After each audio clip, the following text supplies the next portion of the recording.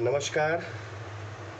आप सभी दर्शकों को, आप सभी भाइयों बहनों को जो हमारा चैनल देखते हैं, जो हमारी बातों को आगे तक पहुंचाने का काम करते हैं, ऐसे हमारे सभी भाइयों बहनों को सादर प्रणाम। भाइयों बहनों, आज के इस प्लेटफॉर्म पर मैं आप सभी देशभक्त भाई बहनों के साथ एक विषय रखने आया हूँ और मेरे लिए एक गर्व का विषय है कि आज हम एक ऐसे महापुरुष मना रहे हैं जिनके विचार और संघर्ष ने भारत की आत्मा को नया रूप दिया है। भाइयों बहनों, मैं बात कर रहा हूँ भारत रत्न डॉक्टर भीमराव अंबेडकर जी की।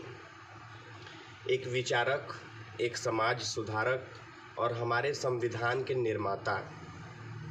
भाइयों, डॉक्टर अंबेडकर का जीवन केवल एक व्यक्ति की कहानी नहीं है, बल्कि यह उस क्रांति की मिसाल है जो अंधकार में उम्मीद बनकर उभरती है। वे कहते थे, शिक्षित बनो, संगठित रहो और संघर्ष करो। यह कोई साधारण वाक्य नहीं है, बल्कि आज भी हमारे लिए दिशा दिखाने वाला एक सिद्धांत है। आज जब हम अंबेडकर जयंती मना रहे हैं, हमें यह समझने की ज़रूरत है कि यह सिर्फ फूल चढ़ाने या पोस्टर लगाने का दिन नहीं है। यह दिन हमें याद दिलाता है कि समाज में अब भी भेदभाव है।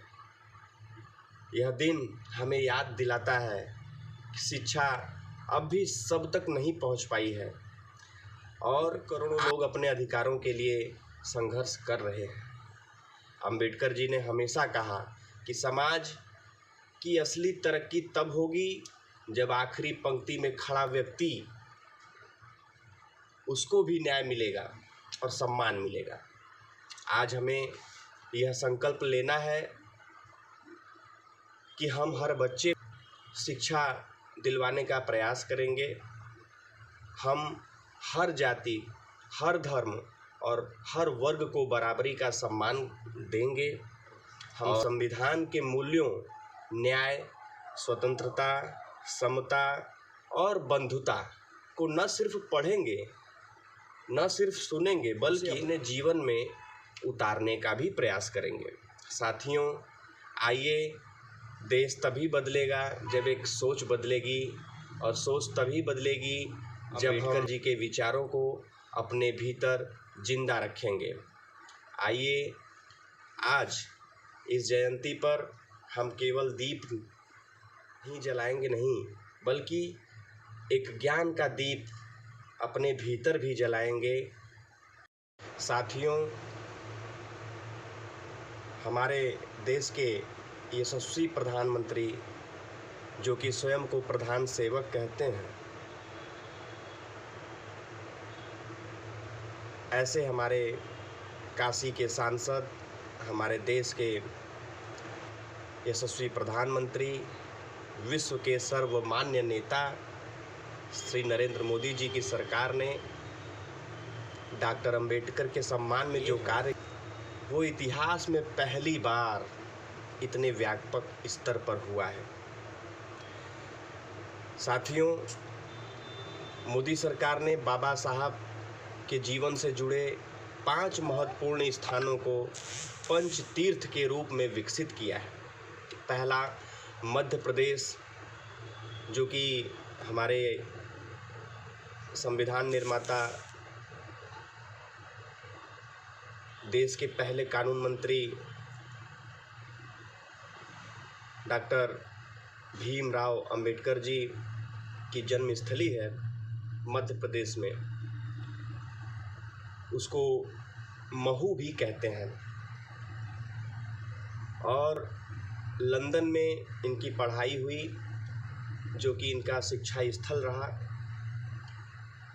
नागपुर में इन्होंने शिक्षा ग्रहण की, दीक्षा ली अलवर यानी कि महाराष्ट्र में पड़ता है इनकी कार्यस्थली रही और दिल्ली में इन्होंने जब अपने देह का त्याग किया तो दिल्ली को परिनिर्वाण स्थल के रूप में जाना जाता है। ये पंच तीर्थ स्थलों की स्थापना हमारे जहाँ उनके विचारों और कार्यों पर अनुसंधान होता है। इन्हीं के नाम पर अभी कुछ ही समय पूर्व हमारे नरेंद्र मोदी जी ने भीम ऐप लॉन्च किया था, जिसके माध्यम से डिजिटल रूप से लोग लेन देन कर सकें, लोग लेन देन आसानी से कर सकें और इस ऐप का नाम भीम रखा गया। सामाजिक न्याय को सशक्त बनाने की दिशा में SC/ST एक्ट को और मजबूत किया गया और सामाजिक रूप से पिछड़े वर्गों के लिए योजनाओं का विस्तार किया गया। गरीब, दलित, वंचित तबकों को सशक्त बनाने के लिए प्रधानमंत्री आवास योजना, stand up India, digital India, कौशल विकास योजना को ज़मीन तक पहुंचाया गया हमारे श्रद्धेय प्रधान सेवक द्वारा। साथियों, आज जब हम अंबेडकर जी की जयंती मना रहे हैं तो हमें गर्व है कि हमारे देश में ऐसी सरकार है जिसने केवल बातें नहीं की बल्कि अंबेडकर जी के विचारों को कार्य के रूप में परिवर्तित करने का काम किया। आज हमें ये संकल्प लेना है कि हम संविधान की रक्षा करेंगे। प्रधान सेवक श्री नरेंद्र मोदी जी के द्वारा हुई डॉक्टर अंबेडकर के नाम पर दिल्ली में एक भव्य और आधुनिक शोध केंद्र स्थापित किया गया।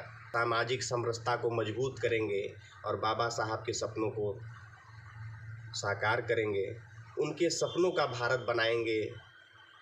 इन्हीं चंद शब्दों के साथ मैं अपनी वाणी को विराम देता हूँ। जय श्री राम, जय भीम, जय भारत।